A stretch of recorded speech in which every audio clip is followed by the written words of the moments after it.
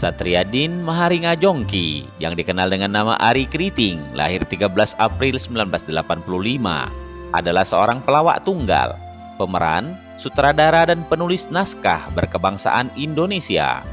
Ari dikenal sebagai juara ketiga dari ajang stand up komedi Indonesia Kompas TV musim ketiga di tahun 2013.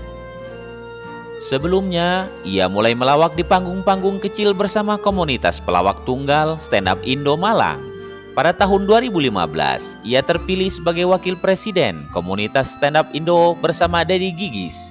Kemudian, ia kembali terpilih untuk memangku jabatan yang sama pada tahun 2017 dengan mendampingi Awe. Dengan logat ala Indonesia Timurnya yang khas, ia berhasil menembus 3 besar bersama Babe Cabita dan Viko Fahriza di ajang stand up komedi Indonesia Kompas TV musim ketiga pada 2013. Ari menjadi wakil Indonesia Timur bagian tengah pertama yang sukses masuk 3 besar di ajang itu. Sebelum akhirnya prestasi tersebut dipecahkan oleh Abdurrahim Arsyad yang mampu masuk Grand Final pada tahun 2014. Berikut ungkapan motivasi dan inspirasi tentang kehidupan dari Ari Kriting. Bukan banyaknya kosakata yang menunjukkan kita maju, tetapi banyaknya rasa yang dapat terwakili dalam setiap kata yang teruntai. Semakin kesini, saya kok ya enggan menghardik bangsa ini dengan segala label merendahkan. Karena kalau kita urai lagi, ada lebih banyak kerusakan yang dihadirkan oleh masuknya budaya modern ini.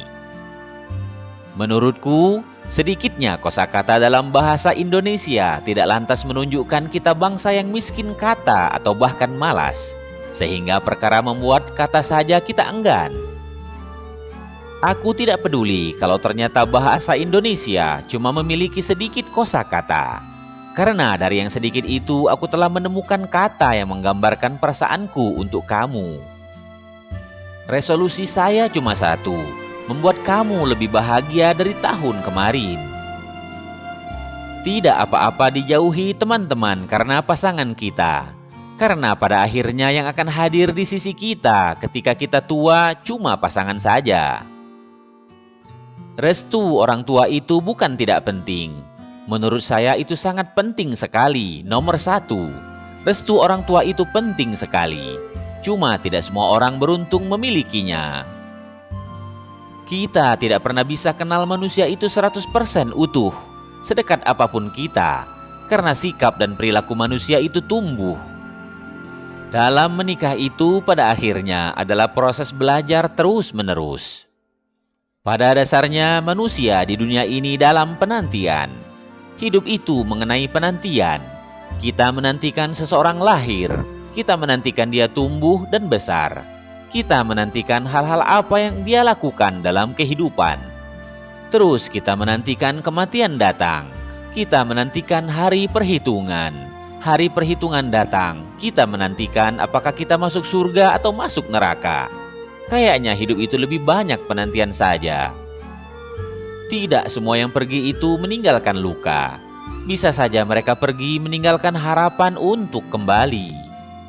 Sekarang ini kadang-kadang orang menilai fanatik itu jika fanatik agama. Padahal sebenarnya bukan hanya agama yang membuat orang fanatik. Politik juga bisa membuat orang fanatik. Kedaerahan juga bisa membuat orang fanatik.